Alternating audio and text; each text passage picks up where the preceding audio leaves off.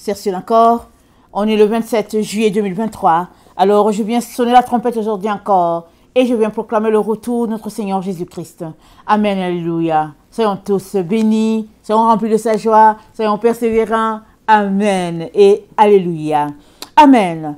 Ils apprennent, mais n'arrivent pas à la vérité. Amen. Ils apprennent, mais n'arrivent pas à la vérité. De Timothée 2, le verset 1 jusqu'à 17. Toi donc, mon enfant, fortifie-toi dans la grâce qui est en Jésus-Christ. Et ce que tu as entendu de moi, en présence de beaucoup de témoins, confie-le à des hommes fidèles qui soient capables de l'enseigner aussi à d'autres. Souffre avec moi comme un bon soldat de Jésus-Christ. Il n'est pas de soldat qui s'embarrasse des affaires de la vie s'il veut plaire à celui qui l'a enrôlé. Et l'athlète n'est pas couronné s'il n'a combattu suivant les règles. Il faut que le laboureur travaille avant de recueillir les fruits. Comprends ce que je dis, car le Seigneur te donnera de l'intelligence en toutes choses. Souviens-toi de Jésus-Christ, issu de la postérité de David, ressuscité des morts selon mon évangile, pour lequel je souffre jusqu'à être lié comme un malfaiteur, mais la parole de Dieu n'est pas liée. C'est pourquoi je supporte tout à cause des élus, afin qu'eux aussi obtiennent le salut qui est en Jésus-Christ avec la gloire éternelle. Cette parole est certaine. Si nous sommes morts avec lui, nous vivrons aussi avec lui.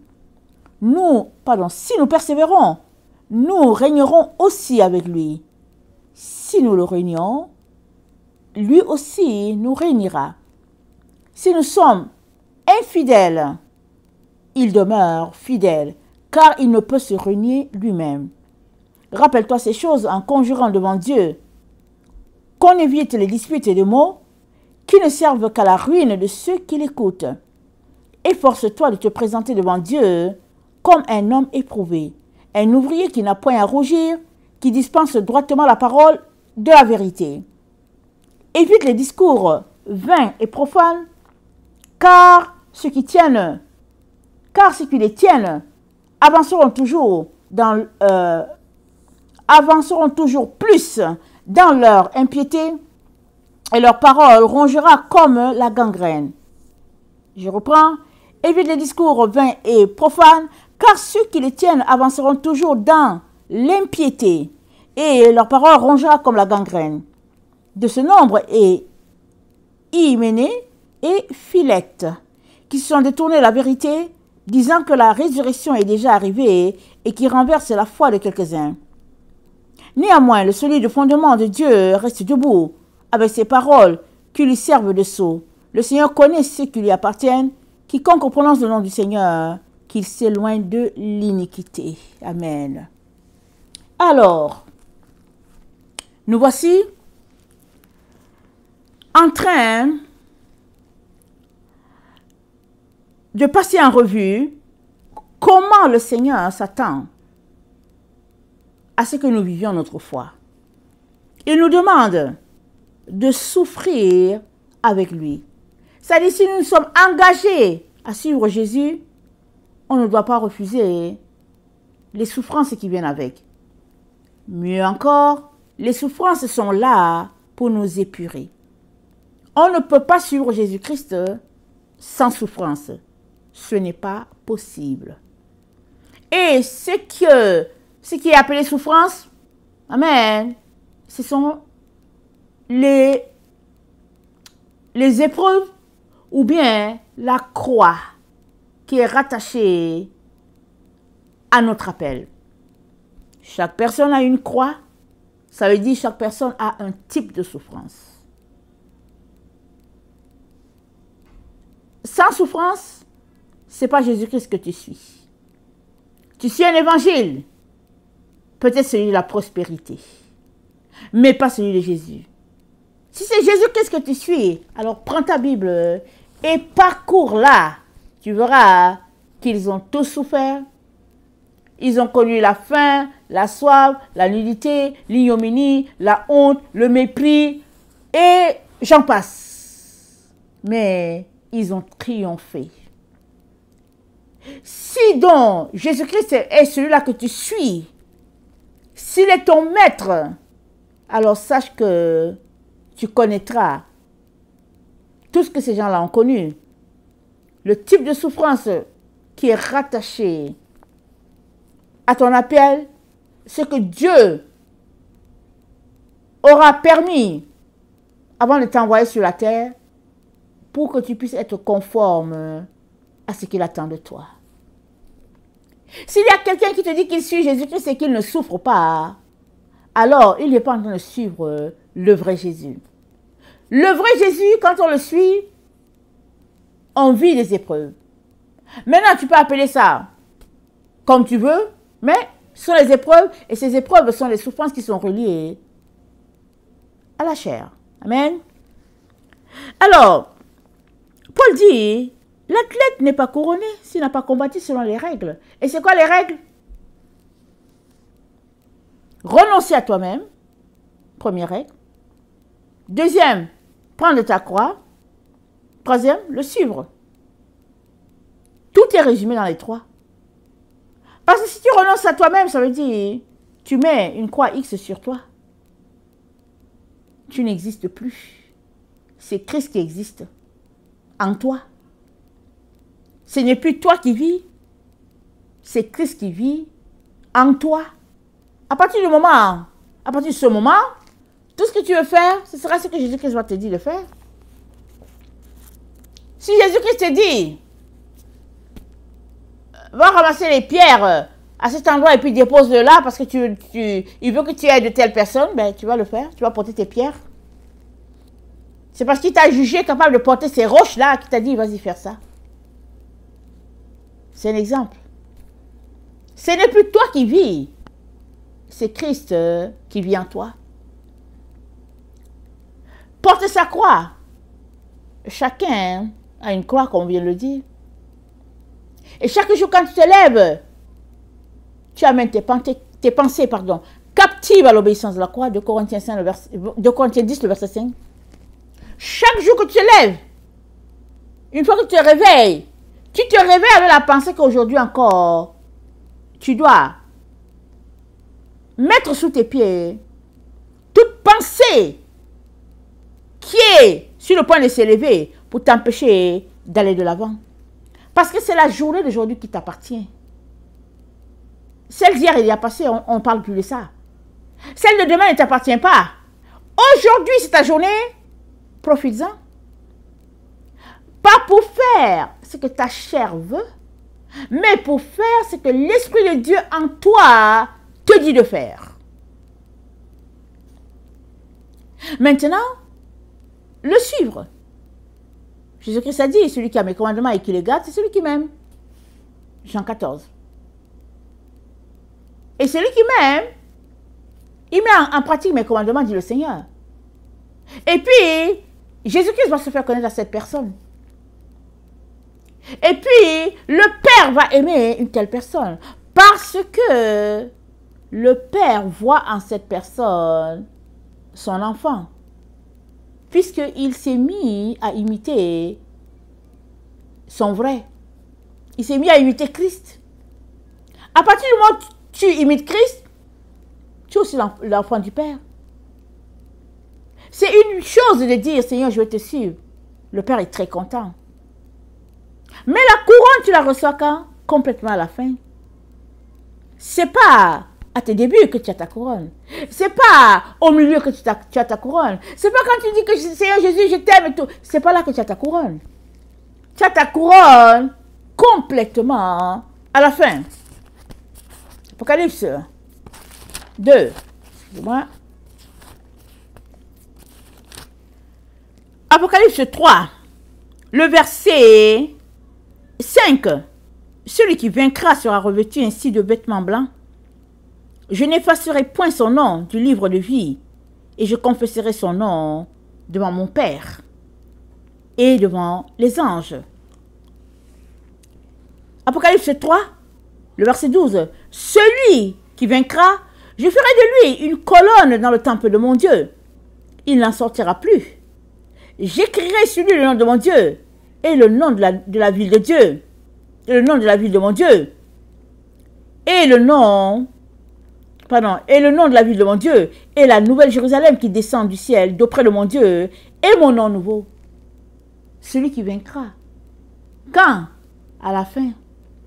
C'est quand à la fin? C'est Dieu qui décrète que voici tel jour c'est la fin. C'est Dieu qui décide. C'est pas toi. Dieu décidera que tiens, c'est le sifflet final. Mais tant qu'il n'a pas sifflé, tu continues de courir ta course. Sans te compromettre. Sans te corrompre aux choses de ce monde. Amen. Alors, verset 7, nous sommes dans 2 Timothée 2, le verset 7. Comprends ce que je dis, car le Seigneur te donnera de l'intelligence en toutes choses. Souviens-toi de Jésus-Christ, issu de la postérité de David, et ressuscité de moi selon mon évangile, pour lequel je souffre jusqu'à être lié comme un malfaiteur. Mais la parole de Dieu n'est pas liée. Amen et alléluia. Paul te dit, souviens-toi de Jésus. Parce que c'est Paul qui est en train d'enseigner là, il est en train d'enseigner son fils Timothée. Et ils ont reçu que Jésus-Christ est venu, Jésus-Christ est mort. Mais Jésus-Christ n'est plus là, Jésus-Christ est retourné. Donc, on leur a juste parlé de ce que Jésus-Christ a fait. Ils ne l'ont pas vu. Mais Timothée, il voit Paul. Et Paul dit à tout le monde, j'imite Christ. Et Paul donne 2 témoins à Timothée. Lui-même, il dit à Timothée, l'autre c'est Jésus. Souviens-toi de Jésus, fais comme lui. Et il dit, Dieu va te donner de l'intelligence. Ce n'est pas l'intelligence du monde. Ce n'est pas l'intelligence de ton ami. Ce n'est pas l'intelligence de la télévision. Ce n'est pas l'intelligence de ta famille d'église. Non, c'est Dieu qui donne l'intelligence. Quel temps prends-tu devant lui pour connaître son intelligence, pour recevoir sa révélation, pour être conduit par le Saint-Esprit? Quel temps tu prends devant lui? Et Paul dit, je souffre et je suis pris pour un malfaiteur. Mais la parole de Dieu n'est pas liée. Amen. Il lui dit, voici l'exemple. Tu ne peux pas dire que tu vas suivre Jésus, Timothée, si tu refuses de souffrir. Si tu veux juste le pain et le beurre. Non, tu n'es pas en train de suivre Jésus. Le Jésus là que nous suivons, dit Paul à Timothée, c'est celui à quel des souffrances sont rattachées. C'est cela le chemin. Et Paul dit, je supporte tout à cause des élus. Il supporte tout à cause de Timothée, à cause des autres. On n'a pas tout le nom. Il supporte tout. Ça dit quoi? Jésus-Christ a dit, Père, garde-les. Je ne suis plus du monde, mais eux, ils sont dans le monde. Garde-les. Et je me sanctifie moi-même pour eux. Jésus-Christ nous a montré l'exemple. Il s'est sanctifié. C'est-à-dire, il s'est mis à part. Tu ne veux pas te sanctifier pour toi-même. Tu ne veux pas te sanctifier pour les autres. Alors, quel Jésus suis-tu? Quel Jésus sers-tu? Le Jésus modèle de notre temps, le Jésus de Hollywood là, qui est peint d'une façon qui plaît aux gens. Le Jésus taillé sur mesure selon chaque dénomination. Est-ce que c'est celui-là que tu suis? Si c'est lui que tu suis, il te conduit direct en enfer. Parce que c'est là d'où il vient. Direct, tu iras en enfer. C'est Jésus-là que tu suis. Mais le vrai Jésus, il est mort sur la croix pour toi. Et pour bien l'identifier, c'est le fils de Marie. Et Marie, c'est Bina. Et quand Dieu cherchait quelqu'un à bénir, et quand il cherchait une maison dans laquelle il allait descendre, Il cherchait une maison, bête. Deuxième lettre de l'alphabet hébraïque. Il cherchait une maison. Et il a vu l'esprit d'une personne sur la terre. Un esprit pur. Un esprit de lumière. Un esprit rempli de la présence de Dieu. Il a dit à l'ange Gabriel, c'est là-bas la fille là. Va chez la fille qui est là. C'est là que je vais venir. C'est pur. C'est propre. Je vais connecter là. La lumière est là. C'est là que je m'en vais.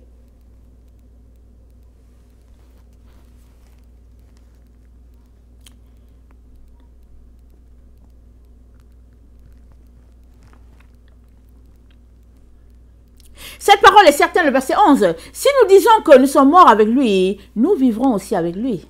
Amen. Ceux qui vivent, non, ceux qui vivront avec Jésus, c'est ceux qui sont morts. Si tu n'es pas mort, pourquoi veux-tu vivre? Tu n'es pas mort. Jésus est venu pour ceux qui sont malades, et puis ceux qui meurent, il les ressuscite. Tu n'es pas mort. Tu ne veux pas mourir. Comment vas-tu ressusciter? Ce n'est pas possible. Ce n'est pas possible. Meurs d'abord et après, tu vas ressusciter. C'est ça que Paul dit.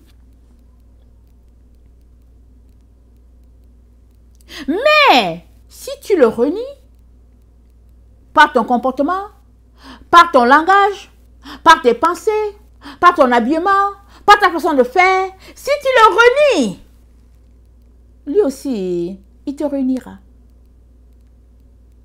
Pourquoi? Parce que la parole d'une personne l'engage. Et ceux-là qui marchent avec Jésus-Christ ont décidé d'être engagés par leur comportement et par leur confession. Apocalypse 12. Le verset 11, ils l'ont vaincu à cause du sang de l'agneau, à cause de la parole de leur témoignage. Ils n'ont point aimé leur vie jusqu'à craindre la mort. C'est pourquoi réjouissez-vous, cieux, et vous qui habitez dans les cieux. Malheur à la terre et à la mer, car le diable est descendu vers vous, animé d'une grande colère, sachant qu'il a peu de temps. Ils le confessent avec leur bouche et avec leurs actions.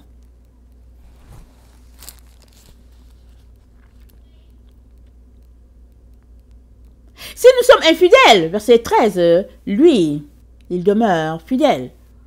Il ne peut se renier lui-même. Il est égal à lui-même. Il ne va pas changer. Parce que les chrétiens du 20e et du 21e siècle se sont créés un nouveau Jésus, il ne va pas changer. Pour ressembler à ce nouveau Jésus-là, comme ça les gens seront contents, il ne va pas changer. Il demeure le même. Celui-là que les gens ont connu au 1er siècle, c'est le même. Ce Jésus-là, fils de Dieu et de Marie, il demeure le même. Son évangile est le même. Sa doctrine la même. Il n'a pas changé et il ne le changera pas. Parce qu'avant qu'il vienne sur la terre, sa doctrine était déjà en train d'être enseignée par ses différents prophètes. Verset 14. Rappelle-toi ces choses en conjurant devant Dieu, qu'on évite les disputes de mots qui ne servent qu'à la ruine de ceux qui l'écoutent. Mais qu'on évite les disputes de mots. Combien de fois passes-tu ton temps à discuter pour prouver que tu as raison? Combien de fois essaies-tu de t'entraîner à argumenter? Combien de fois veux-tu justifier ton comportement alors que Dieu dit il ne faut pas discuter? Il ne faut pas aller sur ce chemin-là. Combien de fois? Verset 15. Efforce-toi de te présenter devant Dieu comme un homme éprouvé. C'est-à-dire une personne qui est passée par le feu afin d'extraire l'or ou l'argent ou le diamant, peu importe la pierre. Je ne sais pas si le diamant ça passe par le feu, mais toujours est-il que l'épreuve du feu. Personne ne peut l'éviter. Tout le monde passe par l'épreuve du feu. Que tu sois chrétien ou pas, tout le monde passe par l'épreuve du feu dans cette vie. Et ton autre vie, elle sera fonction de comment tu as géré le feu par lequel tu es passé.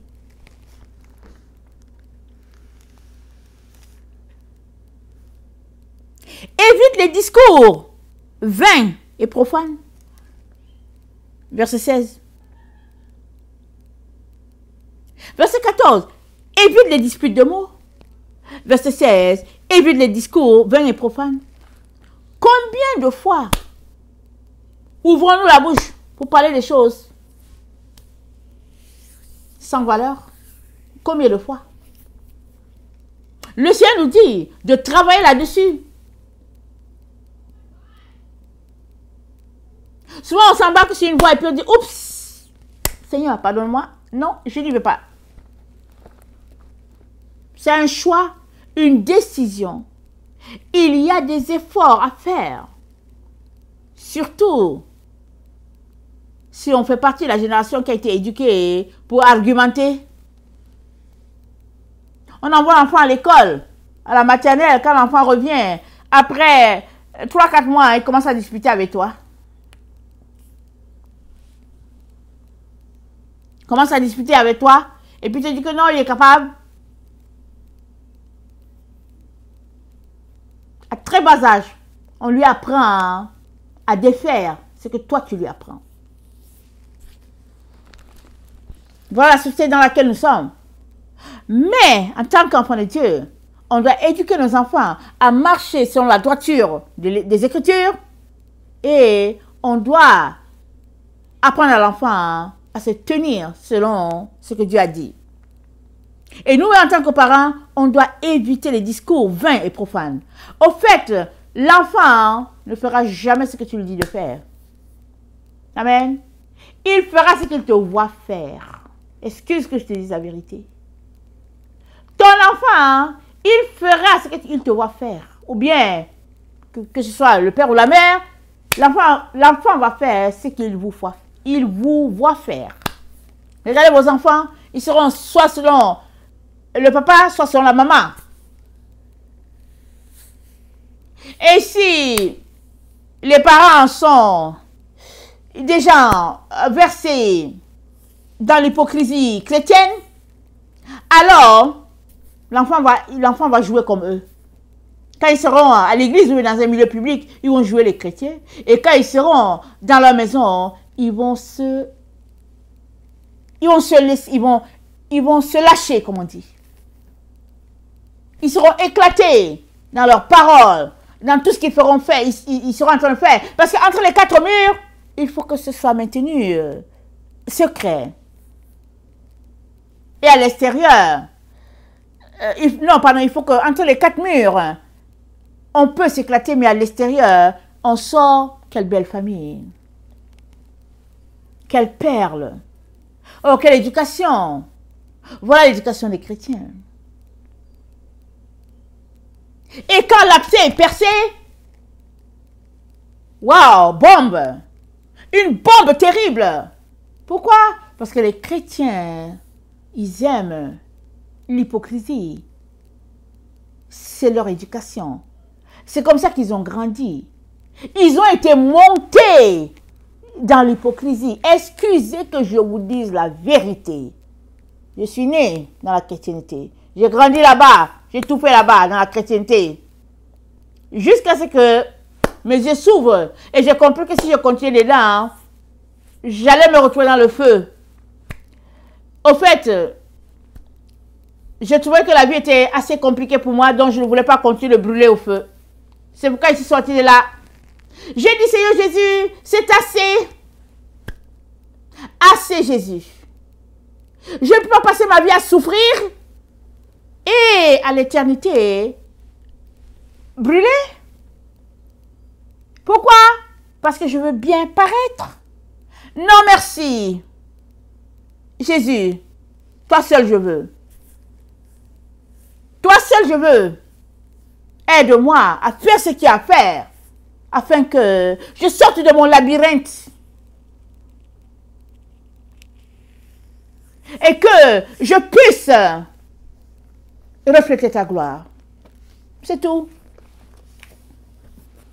Je n'ai pas pensé que j'allais venir prêcher un jour. Non. Non. Ma misère était trop grande. Je voulais tout simplement connecter à mon Seigneur et retrouver ma quiétude, ma paix que d'antan j'avais connue dans ma jeunesse. Je voulais juste retrouver cela. Je voulais juste mon Jésus, c'est tout. Et le Seigneur est venu à mon secours. Comment? Il m'a bien pressé. Amen. Il m'a bien pressé. Afin d'extirper ce qui était de lui et d'enlever ce qui n'était pas de lui. Et on peut comprendre que le caractère, n'est-ce pas? Le caractère est quelque chose à travailler. Quand tu marches avec le Seigneur, tu dois apprendre à te taire. C'est dit quoi? C'est dit, rappelle ces choses en conjurant devant Dieu qu'on évite les disputes de mots qui ne servent qu'à la ruine de ceux qui écoutent. Et c'est dit, évite les discours vains et profanes. Donc, si tu veux marcher avec le Seigneur, commence à mettre les zips sur ta bouche. Commence à te pratiquer là. C'est là que les choses se passent. Du nombre, le verset 17, elle est Hyménée et Philette, qui se sont détournés de la vérité, disant que la résurrection est déjà arrivée et qui renversent la foi de quelques-uns. Hyménée et Philette sont juste le reflet de faux serviteurs de Dieu, de faux prophètes, et puis des séducteurs. Dans notre temps, ça pilule. Partout. Partout où on passe, ça pilule. Que ce soit dans l'église, que ce soit à l'extérieur, sur Internet, partout, ça pilule. Jésus-Christ a dit, pourvu que tu ne sois pas séduit, si tu veux te rendre. Donc, en plus de pouvoir porter notre croix, renoncer à nous-mêmes, on doit avoir les yeux pour savoir qui est faux, qui est vrai. Avec qui on parle, avec qui on mange, avec qui on marche. Parce que si sur ton chemin il se trouve un séducteur, tu n'arriveras pas. Il est là pour t'empêcher d'arriver. Tu n'arriveras pas. C'est cela. Alors, on doit se battre de tous bords, tous côtés pour arriver. Et quand je dis se battre, je ne parle pas de la bagarre avec la force et puis... Non, pas la bagarre de coups. Se battre, c'est pouvoir faire cette lutte avec soi-même et pouvoir se retrouver sur la voie de la vérité et pouvoir demeurer sur la lumière alors que les ténèbres couvrent toute la terre. Amen. Verset 19. Le solide fondement de Dieu reste debout. Amen. Le solide fondement de Dieu reste debout malgré toutes tes épreuves. Tout ce que tu vis, tu fais, tu ne veux pas faire, tu marches dans l'hypocrisie. Le solide fondement de Dieu reste debout. À la fin, c'est ça qui sera vu. Après tous ces tests-là, le Seigneur va vérifier est-ce que le fondement de Dieu est en toi ou pas. Éphésiens 3. Excusez-moi, 1 Corinthiens 3. Le verset 11, car personne ne peut poser un autre fondement que celui qui a été posé, à savoir Jésus-Christ. Or, si quelqu'un bâtit sur ce fondement, avec de l'or, de l'argent, de pierres précieuses, du bois, du foin, du chaume, l'œuvre de chacun sera manifestée, car le jour la fera connaître, parce qu'elle se révélera dans le feu, et le feu éprouvera ce qu'est l'œuvre de chacun. Si l'œuvre bâtie par quelqu'un sur le fondement subsiste, il recevra sa récompense. Si l'œuvre de quelqu'un est consumée, il perdra sa récompense. Pour lui, il sera sauvé, mais comme au travail du feu. Amen. Mais s'il bâtit sur le fondement, plusieurs ne bâtissent pas sur le fondement, et ils sont là, ils disent, ouais, c'est pas grave, je serai quand même sauvé. Non, non, tu ne seras pas sauvé. Excuse que je te dise la vérité. Si tu es en train de bâtir sur le fondement, hein, alors, tu es en train de courir la course telle que Dieu l'a établie. Amen. Et maintenant, tout ce que tu fais sera testé. Tout ce que tu fais passera par l'épreuve du feu. Parce que c'est l'épreuve du feu qui nous juge. C'est Dieu qui permet cela. Il envoie les épreuves pour savoir, est-ce qu'il va tenir ou pas? Va-t-elle tenir? Parce que tous ceux qui sont vraiment avec lui, ils tiennent, peu importe le feu qu'il leur est envoyé. Apocalypse 3, le verset 10. C'est dit, parce que tu as gardé la parole de la persévérance, en moi je te garderai aussi à l'heure de la tentation qui vient pour éprouver les habitants de la terre. C'est une heure de tentation. Ça vient pour éprouver. C'est un test. Qui va réussir? Qui ne va pas réussir? C'est cela. Mais tu aimes tellement ton Jésus que c'est lui seul que tu veux. Mais si tu aimes Jésus et puis le monde aussi, alors il y aura problème. Il y aura problème. Parce que c'est là que tu seras bloqué. Voilà pourquoi le Seigneur te dit de laisser de côté les choses du monde. L'apôtre Jean a dit, l'amour du monde, c'est inimitié contre Dieu. 1 Jean 3, le verset, pardon, 1 Jean 2, le verset 15. N'aimez point le monde, ni les choses qui sont dans le monde. Si quelqu'un aime le monde, l'amour du Père n'est point en lui. Car tout ce qui est dans le monde, la convoitise de la chair, la convoitise des yeux, l'orgueil de la vie, ne vient point du Père, mais vient du monde. Et le monde passe, et sa convoitise avec, mais celui qui fait la volonté de Dieu demeure éternellement. Donc, tu as décidé de suivre Jésus, c'est bien. Bravo. Mais Dieu te fera passer par son test. Prépare-toi à cela.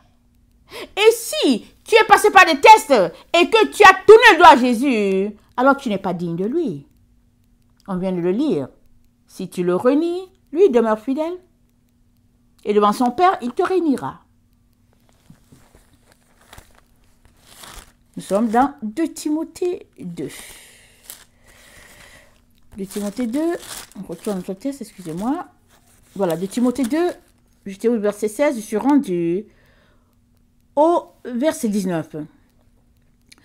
Donc, quiconque invoque le nom du Seigneur, qu'il s'éloigne de l'iniquité. Alors, s'éloigner de l'iniquité, c'est se comporter de manière à être fidèle à Jésus. Parce que lui, il demeure fidèle. C'est ça que nous dit 2 Timothée 2, le verset 13. Car il ne peut se renier lui-même. Amen. Il ne peut pas se renier. Alors, qu'est-ce qui fait donc que depuis longtemps tu marches sur le Seigneur, tu apprends et tu n'arrives pas à la vérité? C'est quoi? C'est parce que tu t'occupes des choses de la vie. Amen. C'est parce que tu t'occupes des choses de ce monde. On a passé en revue ce que le Seigneur nous a dit dans 2 Timothée 2, le verset 1 au verset 19. On a passé ça en revue. Et Paul nous dit dans 1 Corinthiens 4, le verset 15, il dit, occupe-toi de ces choses, donne-toi tout entier à elles, afin que tes progrès soient évidents pour tous. Veille sur toi-même et sur ton enseignement, Persévère dans ces choses, car en agissant ainsi, tu te sauveras toi-même et tu sauveras ceux qui t'écoutent. Alléluia. Occupe-toi de ces choses. Quelles choses? Les choses du royaume. Et donne-toi entier, c'est-à-dire à 100%. Et veille sur toi-même, sur ton enseignement. C'est-à-dire, prends le temps, prépare ton enseignement, et puis, passe en revue ce que tu es en train d'enseigner. C'est-à-dire, sois entier à ton Dieu. Amen. Et tu ne seras pas de ceux-là qui apprennent sans parvenir à la vérité. C'est ça, marcher les yeux fixés sur notre Seigneur et puis arriver jusqu'au bout. Alors, attendez. Dans 2 Timothée 1, le verset 13, c'est dit, retiens dans la foi et dans la charité qui est en Jésus-Christ le modèle des saintes paroles que tu as reçues de moi. Garde le bon dépôt par le Saint-Esprit qui habite en nous. Amen. Garde le bon dépôt par le Saint-Esprit. Et il dit, retiens, amen, dans la foi, dans la charité, le modèle. C'est quoi le modèle? C'est selon la doctrine de Christ, 1 Corinthiens 3. Amen. Le verset 9 à, je pense, 1 Corinthiens 3, le verset 9 à 17. Regardez là. Et 2 Timothée 3, le verset 14, Paul nous dit, toi demeure dans les choses que tu as apprises et reconnues certaines, sachant de qui tu les as apprises. De qui tu les as apprises. Dès ton enfance, tu connais les saintes lettres qui peuvent te rendre sage à salut par la foi de Jésus-Christ, en Jésus-Christ. Les saintes lettres, il s'agit des lettres de l'alphabet hébraïque, n'est-ce pas? Et puis les séphiros, ils ont grandi dans ça. Alors c'est de ça que Paul parle. Amen. Et il dit, toute écriture est inspirée de Dieu, utile pour enseigner, pour convaincre, pour corriger, pour instruire dans la justice, afin que l'homme de Dieu soit accompli et propre à toute bonne œuvre. Amen. Ne lis pas la Bible en divisant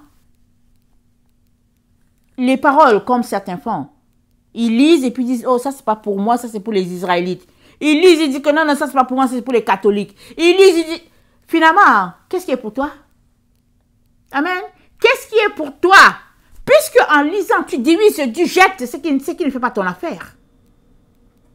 Ils ne lisent pas l'Ancien Testament, ce n'est pas pour eux. Mais qu'est-ce qui est pour toi, mon frère, ma soeur? Peux-tu dire à Dieu ce qui est pour toi? Le jour où tu embrasseras la parole de Dieu à 100% et que tu seras prêt pour la véritable école, alors le maître sera là. Et qui est ton maître? Le Saint-Esprit. Il sera là. Parce que cette fois-ci, avec certitude, il saura que tu as vraiment décidé de connaître la vérité et de marcher sur la vérité. Et que tu as décidé de renoncer à toi, de porter ta croix et d'aller jusqu'au bout.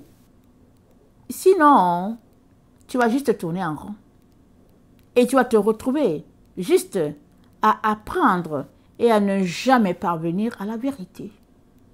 Et le Seigneur ne veut pas cela pour toi.